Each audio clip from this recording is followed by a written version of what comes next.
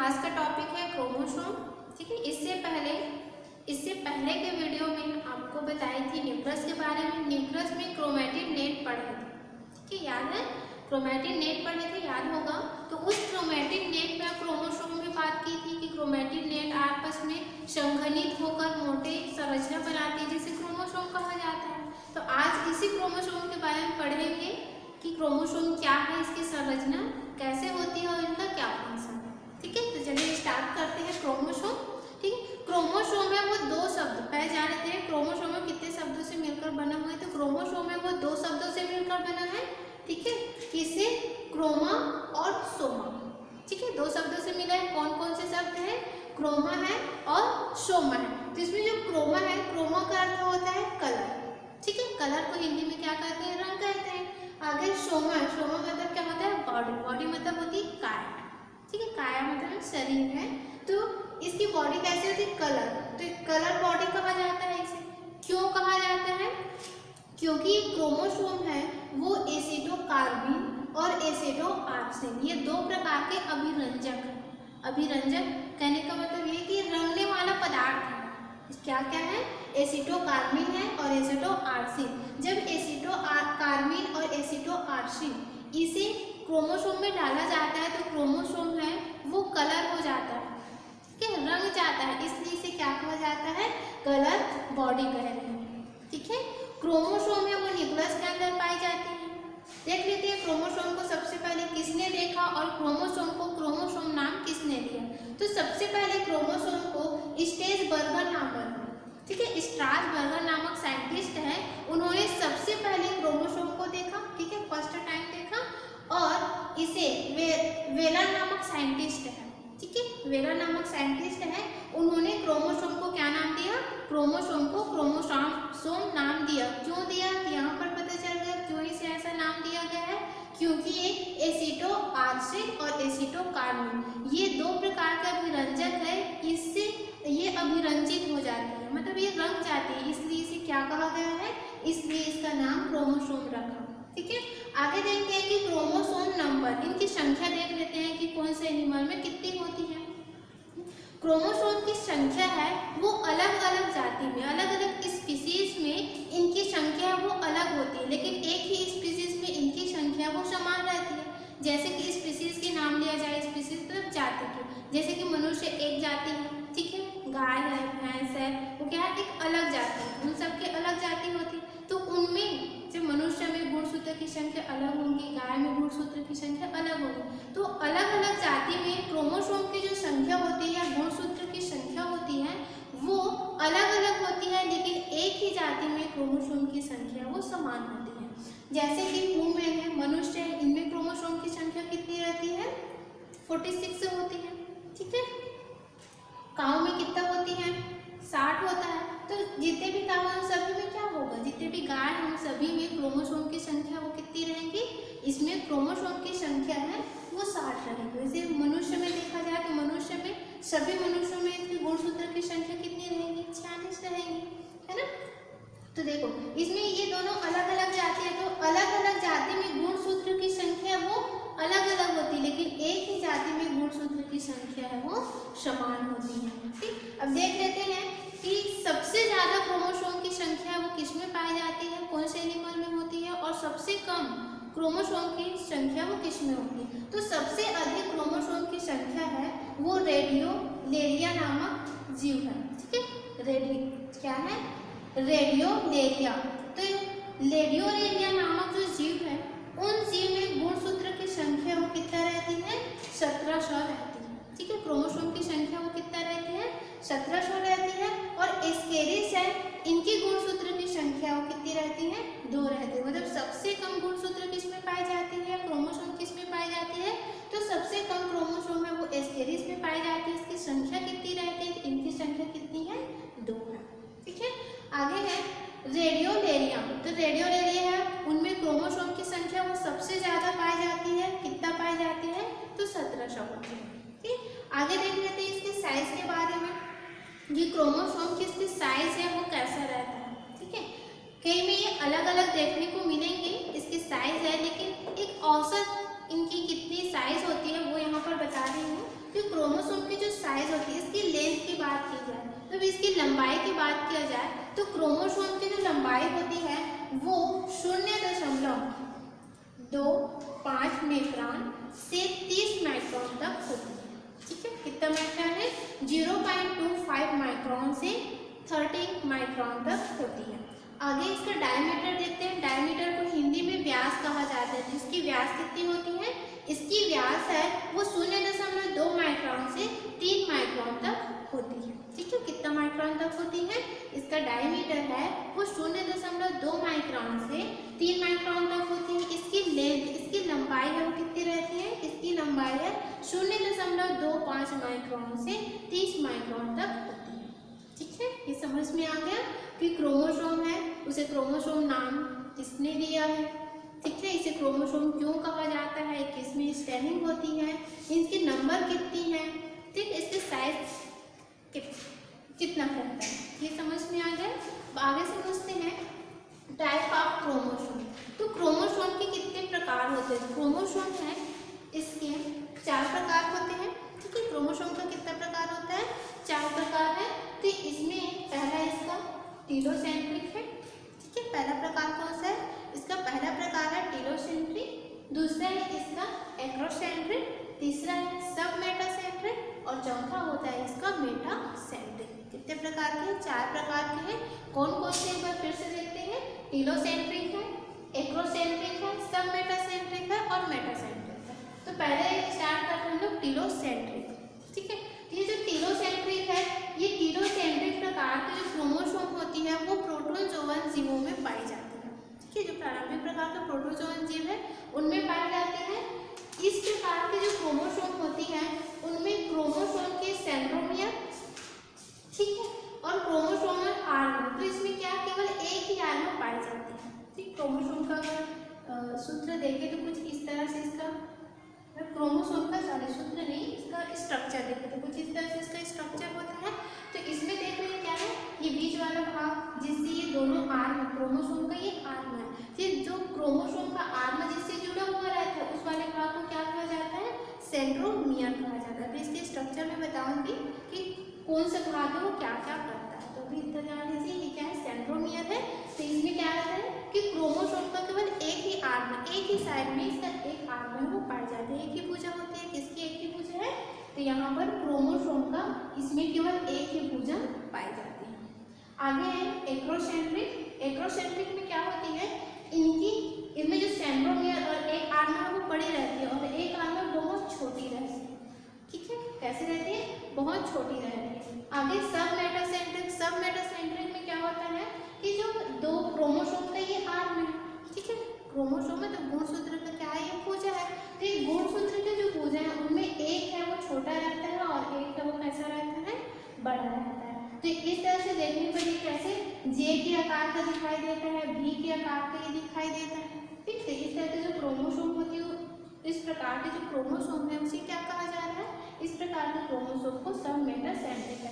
यहाँ पर इसे छोटा है, बहुत एक बिंदी के रूप में रहता है, बहुत ही ज़्यादा छोटा रहता है, और यहाँ पर एक छोटा एक बड़ा स्पष्ट दिखाई देता है। ठीक है, ये क्या है, ये चीज से जुड़े हो क्या हो गया, इसका सेंट्रोमियर हो गया, और ये दोनों क्या है, इसका क्रोमोसोम आर्म।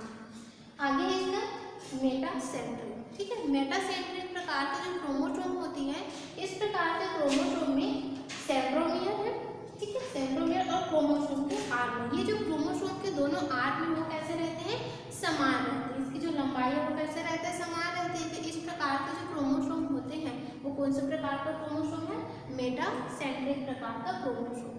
ठीक है, आगे समझ में टाइप ऑफ क्रोमोसोम देख रहे थे। क्रोमोसोम कितने प्रकार के हैं, तो 4 प्रकार के हैं, टीलोसेंट्रिक, एक्रोसेंट्रिक, सब मेटासेंट्रिक और मेटासेंट्रिक। सब में अंतर समझ में आ गया होगा। ठीक है, आप चाहो तो इसका स्क्रीनशॉट ले सकते हैं। आगे फिर क्रोमोसोम का स्ट्रक्चर करें।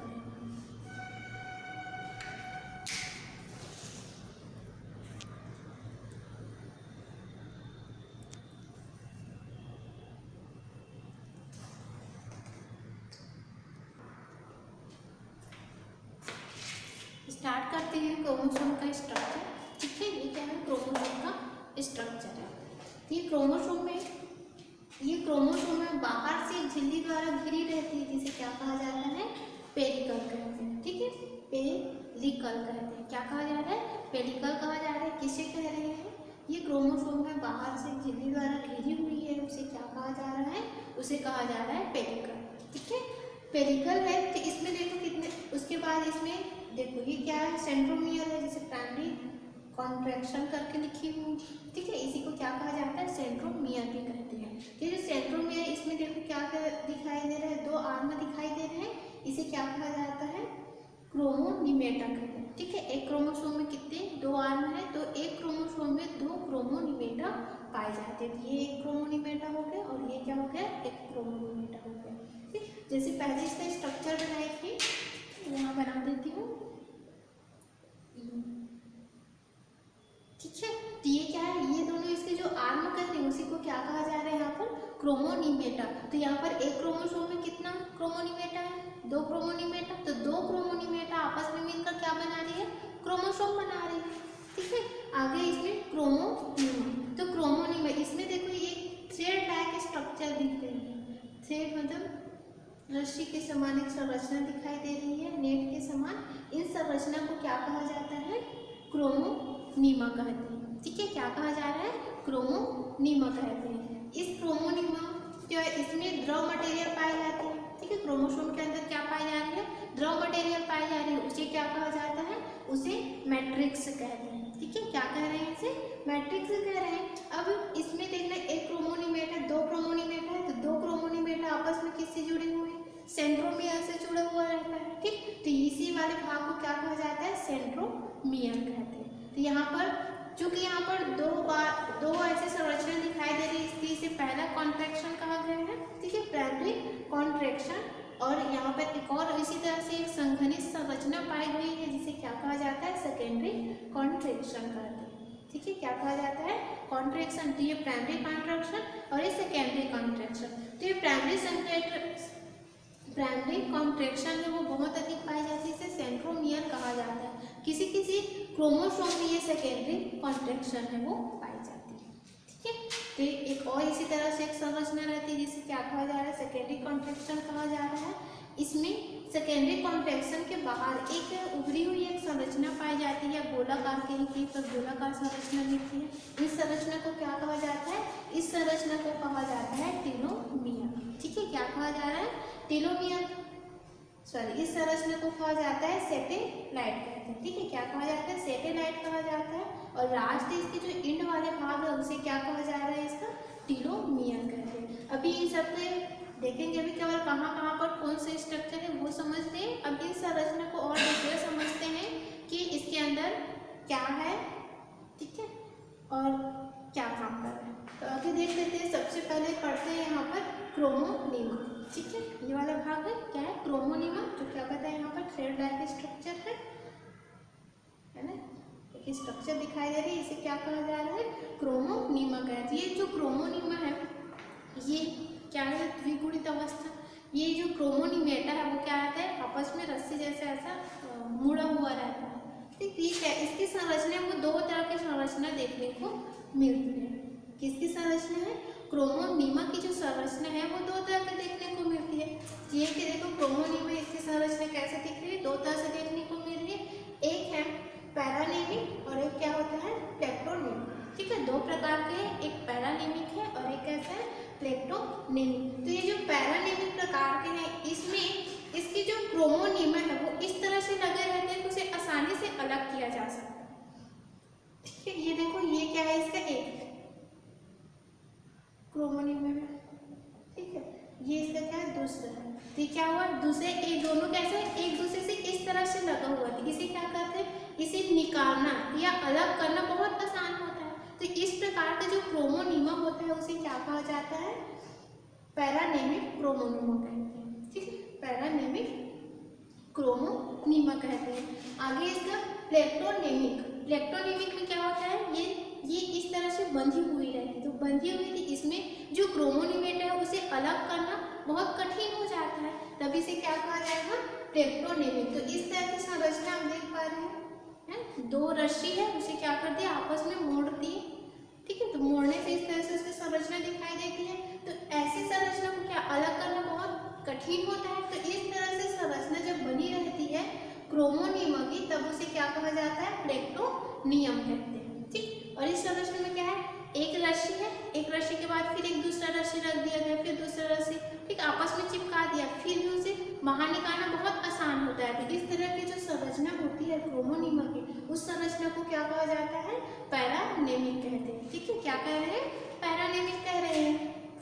आगे देखते हैं इसका सेंट्रोमियर। तो ये वाला भाग है, इसके जो प्राइमरी कॉन्ट्रैक्शन है इसी को क्या कहा जाता है, सेंट्रोमियर कहा जाता है। तो सेंट्रोमियर क्या करते हैं, ये जो क्रोमोनिमेटा है, ठीक है, तो ये जो क्रोमोसोम के जो आर्म होते हैं उन्हें आपस में जोड़ने का कार्य कौन करता है, आपस में जोड़ने का कार्य करता है सेंट्रोमियर करता है। ठीक है, कौन कर रहा है, सेंट्रोमियर करता है। आगे सेकेंडरी कॉन्ट्रैक्शन, ठीक है, किसी किसी में सेकेंडरी कॉन्ट्रैक्शन दिखाई देते हैं क्रोमोसोम में। ठीक, जैसे कि अभी देखें हम लोग कि ह्यूमन है, ह्यूमन मतलब मनुष्य, तो मनुष्य है, मेल में कितना क्रोमोसोम पाया जा रहा था, अभी इसके नंबर में देखिए 46, ठीक है, 46 क्रोमोसोम पाए जा रहे हैं। तो इस 46 क्रोमोसोम में सब अलग अलग प्रकार के क्रोमोसोम रहे, ठीक है, तो इनमें जो क्रोमोसोम है, इतने प्रकार का क्रोमोसोम है, इनकी संख्या दिखाई दे रही है, उन क्रोमोसोम को क्या करना, पहचानने में हेल्प कौन करता है, इसमें सेकेंडरी कॉन्ट्रैक्शन करता है। ठीक है, क्या कर रहे हैं, क्रोमोसोम को पहचानने के लिए हेल्प कौन करता है, सेकेंडरी कॉन्ट्रैक्शन करता है। आगे इसका है सैटेलाइट। सैटेलाइट कौन सा भाग, जो सेकेंडरी कॉन्ट्रैक्शन है, इस सेकेंडरी कॉन्ट्रैक्शन के बाद एक गोलाकार या उभरी हुई एक संरचना पाई जाती है जिसे क्या कहा जाता है, सैटेलाइट कहा जाता है। ठीक है, और जिस क्रोमोसोम में ये सैटेलाइट है वो पाई जाती है उसे कहा जाता है सेट क्रोमोसोम। ठीक है, क्या कहा जाता है, सेट क्रोमोसोम कहा जाता है, क्रोमोसोम। ठीक है, क्या कह रहे हैं, सेट क्रोमोसोम कहा जाता है। क्या कहा जा रहा है, जिस क्रोमोसोम में सैटेलाइट पाई जाती है उस प्रकार के क्रोमोसोम को क्या कहा जाता है, सेट क्रोमोसोम कहा जाता है। आगे है ये टेलोमियर। तो इसके जो शीर्ष है, ये जो क्रोमोसोम है, इन क्रोमोसोम के जो पूरे शीर्ष वाला भाग है, इस शीर्ष वाले भाग को क्या कहा जाता है, या उसके अंतिम सिरे है उसे कहा जाता है टेलोमियर। ठीक है, क्या कहा जाता है, टेलोमियर कहा जाता है। ये टेलोमियर है इन क्रोमोसोम को दूसरे क्रोमोसोम से जोड़ने नहीं देता। मतलब बहुत सारे क्रोमोसोम है, अब बहुत सारे क्रोमोसोम है, यहाँ से वो जुड़ सकती है तो उसे जोड़ने नहीं देता। ठीक है, दूसरे क्रोमोसोम को क्या नहीं कर दे रहा है, आपस में जुड़ने नहीं दे रहा है। वो काम कौन करता है, ये करता है क्रोमोसोम का टेलोमियर वाला भाग करता है। ठीक है, तो ये क्या है, क्रोमोसोम का स्ट्रक्चर है। आप चाहो तो इसका स्क्रीनशॉट ले सकते हैं। आगे फिर इसका फंक्शन देखते हैं।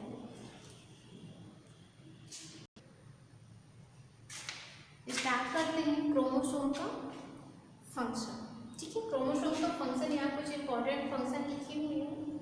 तो क्रोमोसोम जो क्या करता है, कैरेक्टर एक्सप्रेशन देता है, मतलब एक्सप्रेशन करने का मतलब अभिव्यक्ति, लक्षण को प्रदर्शित करने का कार्य कौन करता है, क्रोमोसोम करता है। क्रोमोसोम में ही आपको वह निर्धारित है कि आपका त्वचा का रंग कैसा होगा, ठीक है, आपके आंखों का रंग कैसा होगा, बालों का रंग कैसा होगा, ये सबको निर्धारित किसमें है, ये सब कोड किसमें है, तो क्रोमोसोम है। तो ये क्या कर रहा है, लक्षण को अभिव्यक्त करने का कार्य कौन करता है, क्रोमोसोम कर रहा है। ठीक है, आगे सेल डिवीजन में भी हेल्प करता है। सेल डिवीजन में तो कोशिका विभाजन या नए प्रकार के नई कोशिका उत्पन्न करने में भी कौन हेल्प करता है, क्रोमोसोम करती है। क्रोमोसोम है, क्रोमोसोम के नंबर में या इनकी संख्या में कम या ज्यादा हो जाता है। ठीक है, इसके नंबर में क्या हो जाते हैं, चेंज हो जाते हैं, तो न्यू कैरेक्टर नजर आते हैं, नए प्रकार के लक्षण है वो दिखाई देते हैं। और इनका एक और मुख्य कैरेक्टर है, इसका मुख्य कैरेक्टर है आनुवंशिकी। ठीक है, आनुवंशिकी जिसे इंग्लिश में हेरिडिटी कहा जाता है। तो ये क्या करता है, आनुवंशिकी गुण है, माता पिता के जो गुण है उसे एक पीढ़ी से दूसरी पीढ़ी में स्थानांतरित करने का कार्य, मुख्य कार्य कौन करता है, क्रोमोसोम करता है। ठीक है, आज के लिए इतना है।